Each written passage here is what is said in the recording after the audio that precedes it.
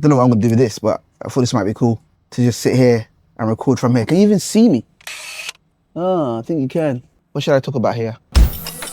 Only for the didn't complete. Everybody you saw from the ad completed. It was Deborah.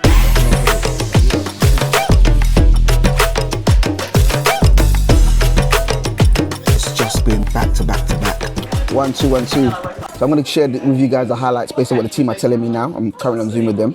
So let's talk about the highlights of this week. Marvelous, what did you say? Okay, it was a shorts again.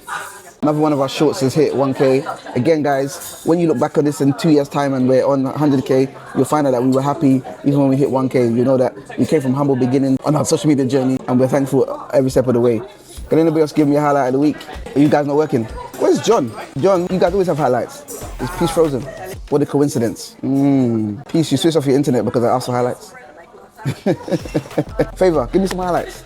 Yeah, why did you take so long to say? So one of our clients, they had a new project they were launching. They gave us about a week to create a whole new funnel, a whole new setup, everything. And it's been out there. They've posted about it. They've put it out there. They're already getting people signing up for it, which is fantastic. So before you know it, money's going to be made very quickly from that new project. And we're so happy for that client. What else? Deborah, all those meetings you're having, what are your highlights? So there's a lot of engagement.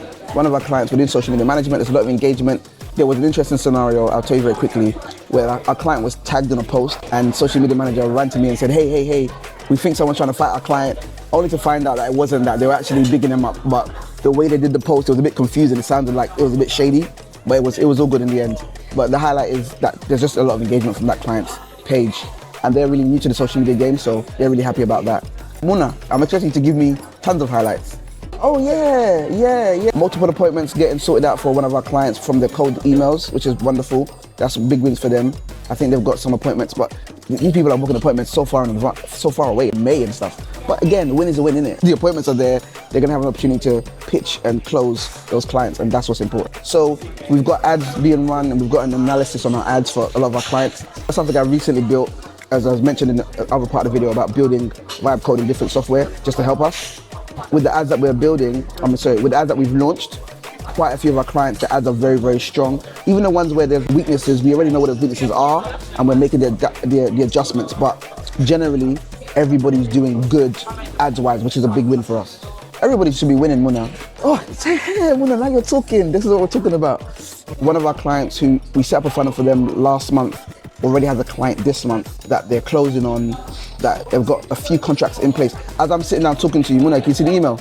We just got another email regarding an appointment for one of our clients who we've done cold emails for. That's a big win. Another win is we've had somebody we worked with who they've got some stuff on their plate, so they weren't sure if they were gonna work with us, but they've seen some of the stuff we can do. He came to us today or yesterday and said, I'm fed up with the people I'm working with. I want you guys. And that's what we want. We want people to come and say, I know you guys are quality. I want to work with you guys because I want quality. We've given them the quote. They're happy with the quote because even though they might be paying more, they know what they're paying for. And everyone knows when you go cheap, it doesn't really pan out well in the long run. So that's a big win. This client is always winning. I can give you wins for this client every week. He went viral this week, which brought over 2,000 followers to his page, and the team has responded to all of them. I think 500 yesterday. Just get in touch with all the followers to re-engage, automatically bring them to the WhatsApp groups. In the WhatsApp conversations, they're able to upsell and close those clients. So again, they've made that client even more money. So there's wins all around. I'm sure there's plenty more. I can't remember all of them. For KenBlu, I'm sure we've had our own wins. I just can't necessarily remember them off the top of my head. But either way, if I remember anything else, I'll just turn on the camera and record.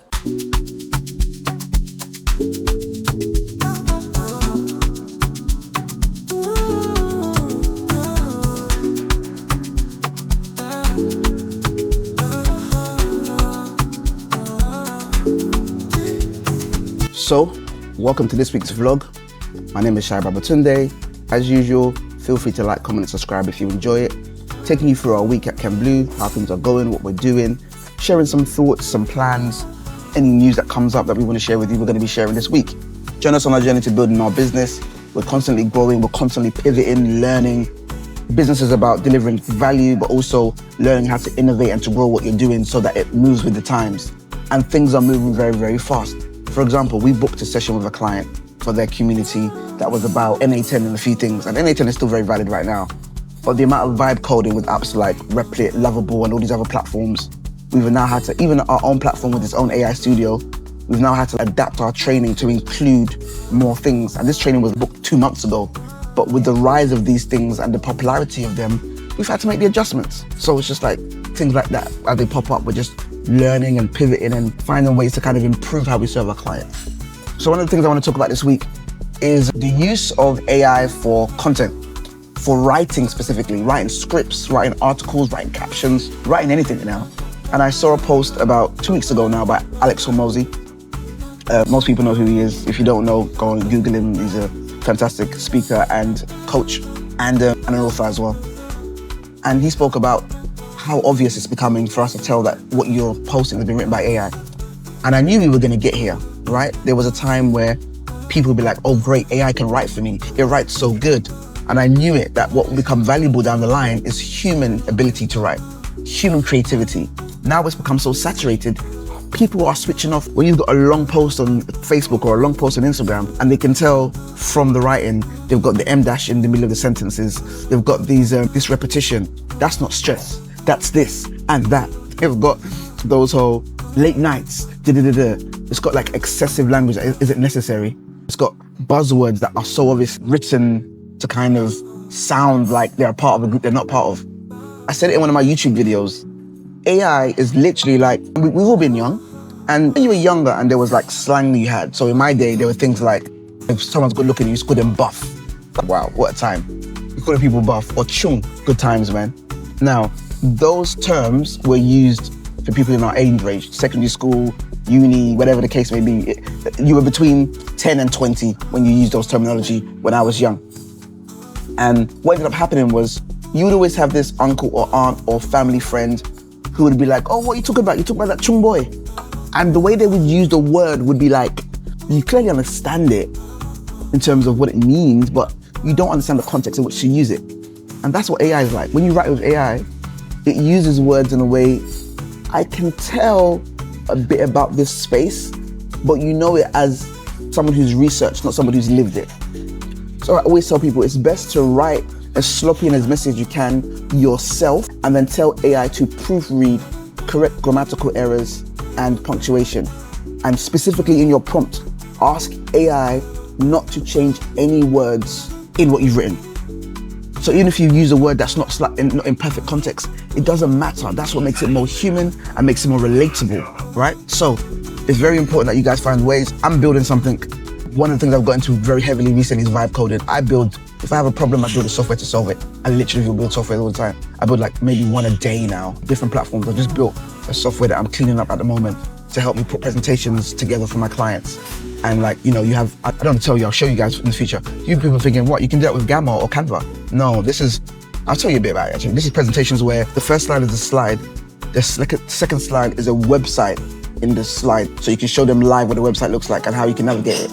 And the third slide could be their ad, as in the ad preview using Meta.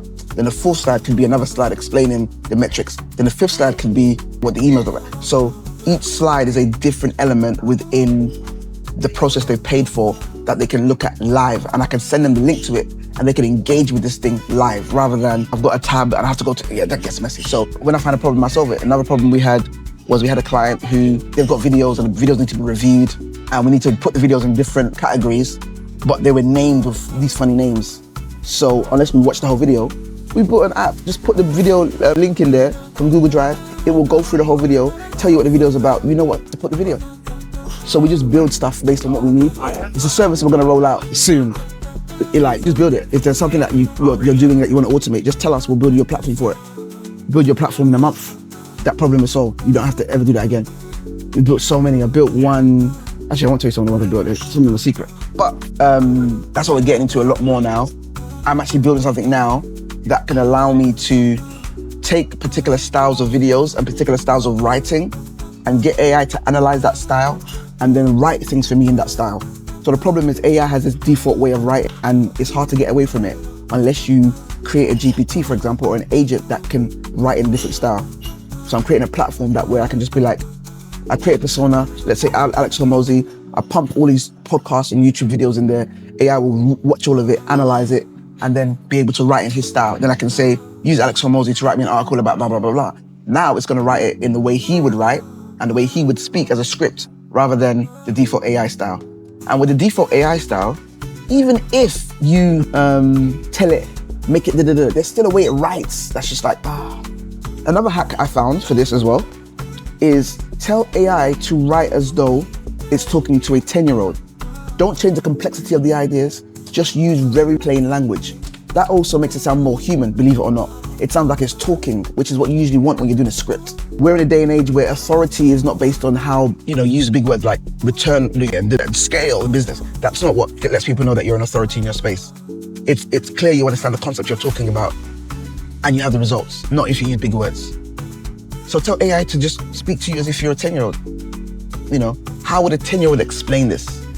So I get it to write me a script. It'll write me the annoying script it writes. Now I'll say, great, rewrite this as though a 10-year-old was saying it. So use language that a 10-year-old would use. And believe it or not, it doesn't sound childish. It just sounds like it's talking like a normal person. So yeah, tips, updates, random things. I don't even know what part of the vlog this is, but I just thought to share anyway. Back to my hot chocolate.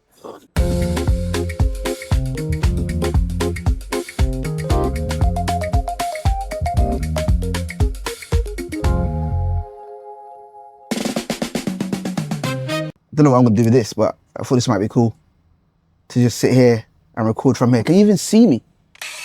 Oh, I think you can. What should I talk about here? So we got some pipe dreams. I'm really trying to help people to vibe code a lot better, to kind of build your own stuff. One of the things that we're trying to go into in terms of the business, I'm not sure if I said this earlier in the vlog already. Maybe I haven't, but it's been days, so I'm not sure what I've said. We're looking to go into building systems from scratch from people as a company now. Right? With vibe coding, with the way software is, with the cost of creating things, it's actually much easier to just go to someone and say, what do you want this thing to do? And create it exactly how they want it. It's something that I'm able to do quite easily. As I said in the other parts of the vlog, I've done it quite a few times over the last 2 weeks, just building stuff that we need. And I'm actually quite enjoying it. So when you combine NA10 with all these different platforms, all these automation softwares, all these softwares that can create great interfaces, and I have enough of pizzazz and skill to create good UI to make sure that user experience makes sense, we're looking to kind of like by summer, really roll out that kind of service. We already build systems for people, right? We build it through our software KenBlu. Sometimes we integrate different systems that they might need, but we're now in a place, we've got a few projects on the ground already where we are literally like building people's systems that they need from scratch. So when a client says, oh, we're struggling to manage our task management, how would you like it managed? What would you prefer? You can use ClickUp, you can use all these different platforms, you can use KenBlu to do it, but we're happy to do it in a way that works for your team based on what you actually want and actually need. And I think that's gonna be the future for our business, being able to create bespoke solutions for businesses rather than saying, pay for this software that does what you kind of want it to do, but not fully what you want it to do, all right? And again, because the costs can be way cheaper than it used to be to build your own stuff, it's actually a much more viable option for our clients now. And we're gonna look at going into that. It's one of our pipe dreams for the year, is to kind of roll out that service as a rebuild your system from scratch. Tell us what you need, tell us what it needs to look like, tell us how it needs to work, what it needs to be integrated in, and we'll fiddle out, we'll deal with all the fiddly details and test it until you're happy with it, and then we'll deploy it in your business just like that. So very excited for what the future holds in that. It's what I always do, it's what I want to do, and I actually want to teach people. So with the ARP, really thinking about teaching the people in Africa different ways of doing the same thing. So teaching them the skills of vibe coding, teaching them the AI automation skills, so they're able to build similar things from where they are, and they can make good money without having to be in the same country, right? We already know the guys in Asia, the Indians, the Filipino guys, they already got this stuff on lock, man. The Asians and them building apps and building software is just like 5 and 6. They really got it going, it's happening. But it's time to get Africans involved in that a lot more. And we are on a small scale, but I got some stats recently talking about how much of the global market in terms of remote work and tech work that we're doing compared to the rest of the world. And there's no reason why we should be behind. So I hope this footage comes out sensible. I want to see how this looks I might do this again. But that's one of our pipe dreams, to really empower Africa. But first of all, finding a way to do it ourselves and building our reputation in that space as well. I never in a million years thought I'd be so involved in tech, but it's systems I care about. It's connecting someone's ideas to what needs to be done. It's just that tech is the bridge for that. So I'm not really a tech person, but I'm a systems person. I'm a clarity person. I'm a communications person, right? This is what you want to do. Here's how it can happen. Let's make it work. I'm an execution person. So if it means I have to learn tech, which I have been doing for years, to kind of be able to do that, then I will, man. It's a means to an end, and I have the mental capacity to handle it, so why not? Let's go. Tell me, let me know, you want to fight this week? Is that what you want to do? So guys, concept corner today, I guess. I haven't really done that one in a while. So some like official information. So it's not really concept corner, it's just talking about email marketing, right? And I usually talk about two types of email marketing. Email marketing, which is about building community, about building trust. So that's like newsletters and things like that. And then there's cold email marketing, which is sending out cold emails to new potential people who you want to work with. So these are two ways of people usually use email. Then there's email notifications. So you've got a payment and all that kind of stuff. That's not email marketing because it's not marketing, but it is part of the customer journey, giving people confirmation emails, reminder emails, all of that kind of stuff, right? So we're not talking about notification emails, put that to the side. We're talking about email marketing and cold email marketing, right? Now, email marketing is a part of nurturing your audience and building community and building trust.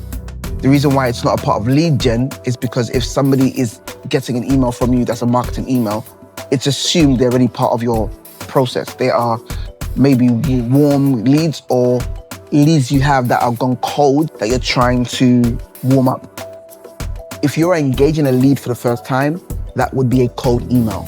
So if it's maybe someone gave you a list and now you're sending them out, or you created your own list, or whatever the case may be, those would be cold emails. Now, why am I talking about that today? A lot of people do this stuff, but not many people are aware of the industry standards of these numbers, right? The important thing we're thinking about when we're sending out email is we're sending out emails for people to engage. We're not sending out emails for people to just get emails. We want them to open, we want them to engage, we want them to click, we want them to reply. We want them to take some form of action from the email. So let's talk about cold emails first. Officially, this is looking at platforms like MailerLite, MailChimp, and a whole bunch of other platforms that I use AI to scrape the data they had and had available to come up with some benchmarks and what people are saying are the industry standards. So if you're sending out cold emails, open rates are what people primarily look at, right? Open rate lets you know how your emails are doing, as in your actual email delivery. You've got to get the email in the inbox, that's the first thing. Then you've got people to respond, right? To get the email in the inbox and for people to open it, it's about your deliverability, then about your subject.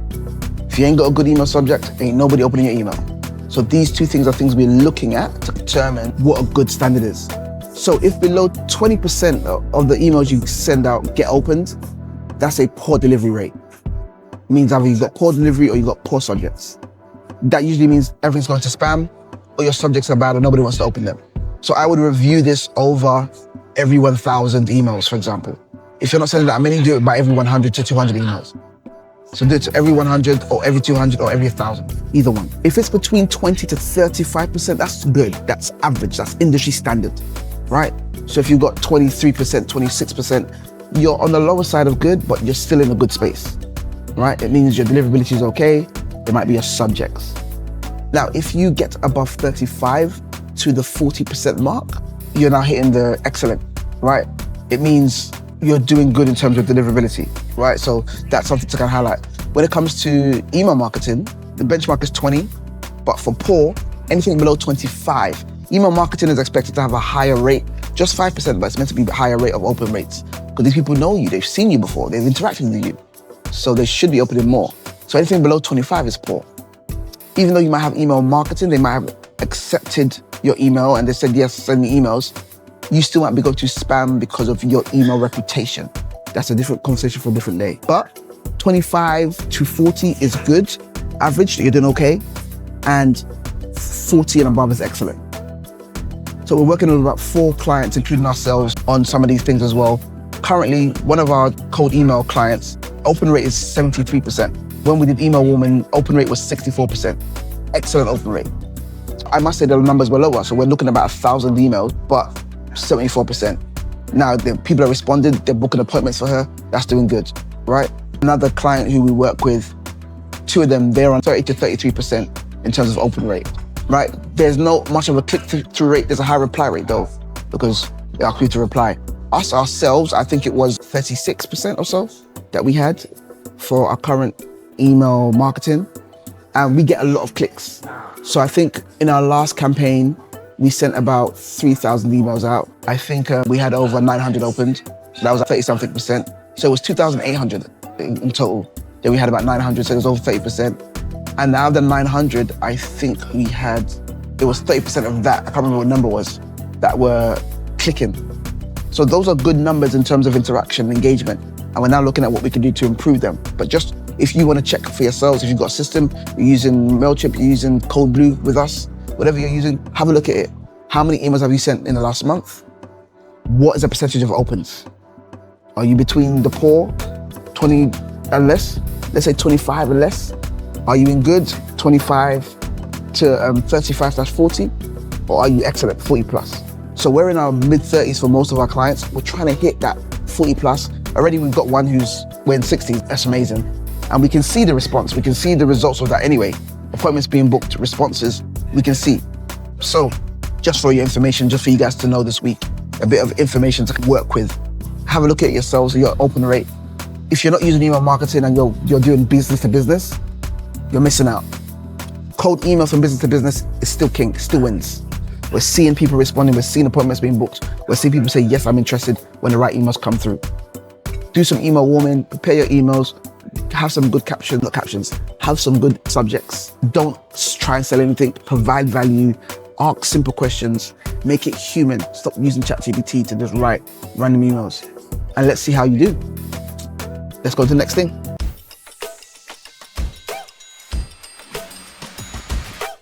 And there you have it. Another fantastic week with the team, trying to get things right. Things are going really well, where our retention is much better. You know, I said at the beginning of the year, guys, are trying to really improve our retention. Customers are getting their results. We're really vibe coding different things to help us with our reporting and with our delivery to make sure the quality of what we do improves. It's exciting. We're planning to bring back the ARP and a whole bunch of other stuff that we did last year. So I'm excited for, you know, what the next coming months are gonna bring. And thank you guys for being on the journey. As usual, don't forget to like, comment, subscribe, get involved in the comments and like what we're doing and what your thoughts are. Feel free to ask questions. We're happy to share ideas, whatever the case may be. But until the next time, from me and the rest of the team, have a good one.